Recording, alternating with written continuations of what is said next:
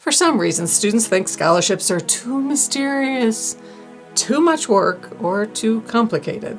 But nothing about college is more mysterious than figuring out how to pay off educational debt. Nothing is more work than chasing interest payments on school loans. And nothing is more complex than trying to balance being successful in school and working to pay for college. Scholarships are free money. They are a chance for you to help pay your educational bills. And scholarships are available no matter what form of college you will be attending. Scholarships for community, career, and four-year colleges and universities are available from outside sources and within the schools. There is no perfect time for you to apply for scholarships. They are available throughout high school and until graduation in college. Do not wait until the summer after your high school senior year, and continue to apply through the end of college.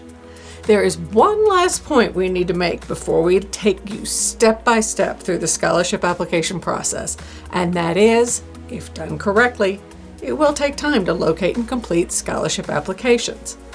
However, the investment of time and dedication is worth it. If you work for 3 hours on a $500 scholarship, you will make $166 an hour when you get that scholarship. That is a good return on your investment of energy. Hi, I'm Margaret Meek, and this is your Scholarship To-Do List.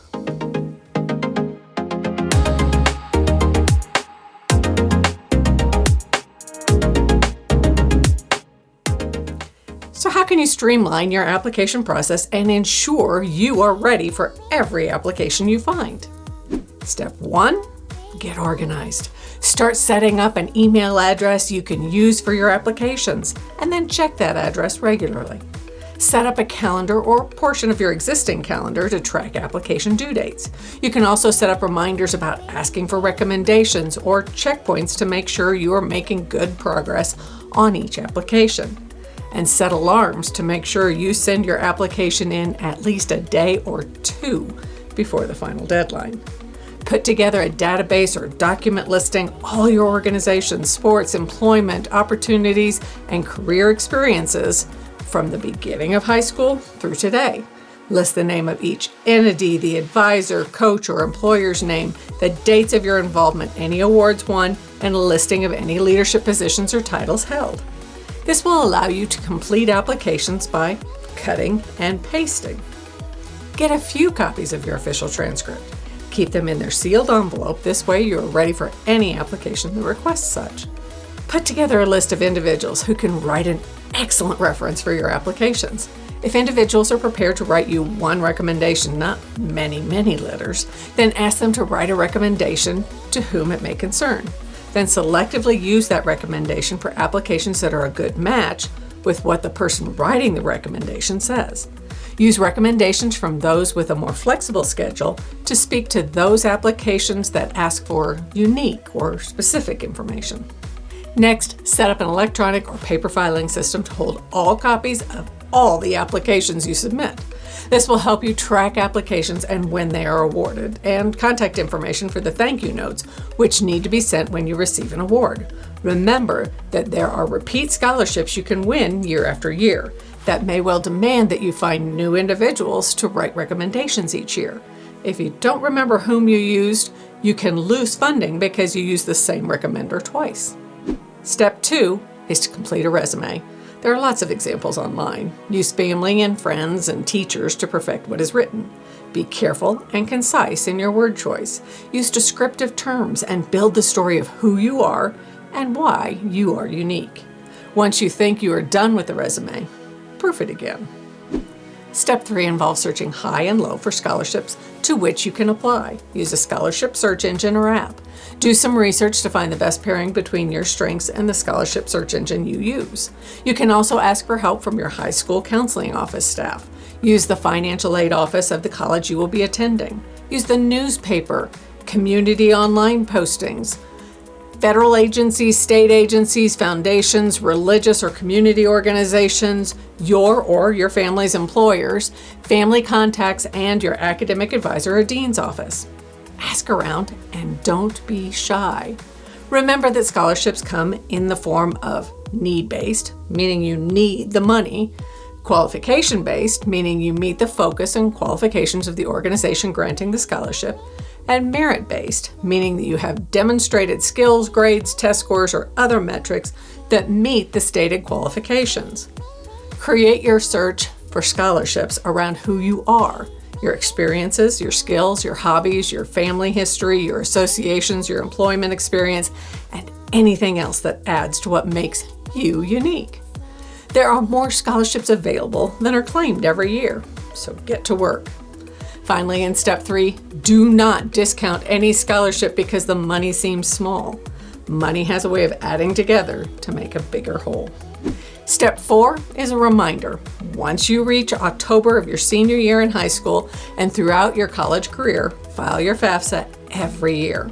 There are need-based scholarships that will utilize this document to determine your eligibility. Step 5, take the ACT or SAT. Some scholarships request scores. Step 6 brings us to when you need to practice your essay writing skills. While not all scholarships require an essay, the vast majority include short answer questions or essays. Draft paragraphs about your experience, goals for the future, the most influential thing in your life, and more. These paragraphs can be fluid and not tied together, but they will give you a jumping in point when writing each essay. Pick a theme from the prompt and then connect your previous written sentences or paragraphs into the answer for the question. Step 7 is much easier if you have completed steps 1 through 6. Step 7 is to complete each application. Make sure you read the application carefully. Provide all the information requested.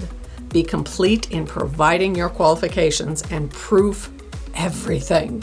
Make sure you do exactly as the application directs and do not be late in any scholarship application submission. Present yourself professionally. Know the audience reading your application and play up the parts of your resume and experience that meet or exceed the items stated as necessary on the application. Step 8 may be the hardest.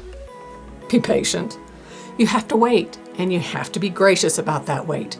Bugging any scholarship committee for updates or answers will generally not serve you well.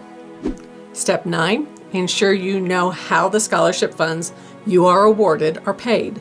Some may come directly to you, some may go directly to the bursar's office at the college you select, and the organization or a third party may hold some until you are registered in college. Be sure to know how to help the organization contact the bursar's office of your school. Remember, if you accept scholarship awards specific to paying for your college costs, books, room and board, or any other specific item, it is imperative that you spend those funds for their designated use. To pay the funds on anything else is a violation of the terms of the scholarship. Make sure you are keeping track of the money coming in for your education and prepare to be disciplined. Why disciplined? Because your college is not allowed to hold on to your money in your account that is above and beyond your bill each term. In other words, if a scholarship awards you more than you owe on your bill this term, the school will forward the leftover money to your bank account. Then you are responsible for saving those funds and applying them to your account the following term. Be disciplined. You also need to remember that if you use these funds for more than your college needs, the funds can be taxable.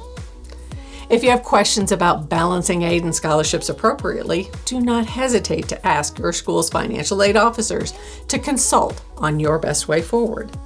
And a critical component of Step 9 is to send thank you notes. Committee members work hard to make these selections, so make sure you thank them for their time and work to make funds available. Step 10 reminds you of the cautions you must take in this process. No reputable scholarship or grant requires you to pay to apply. The scholarship process is ripe for unscrupulous people. You need money, they offer cash. What are you willing to do to access those funds? If you have any questions about whether or not a scholarship offer is a scam, ask your counselor, advisor, financial aid office, or law enforcement officer. And again, working to pay off interest on loans is much more difficult than applying for scholarships. Proof your work. Submitting a scholarship application with many mistakes or leaving the name of another scholarship in your application can disqualify you from an award. Scholarship applications result in money that you don't have to pay back and that you don't have to pay interest on, as with a loan. Get busy.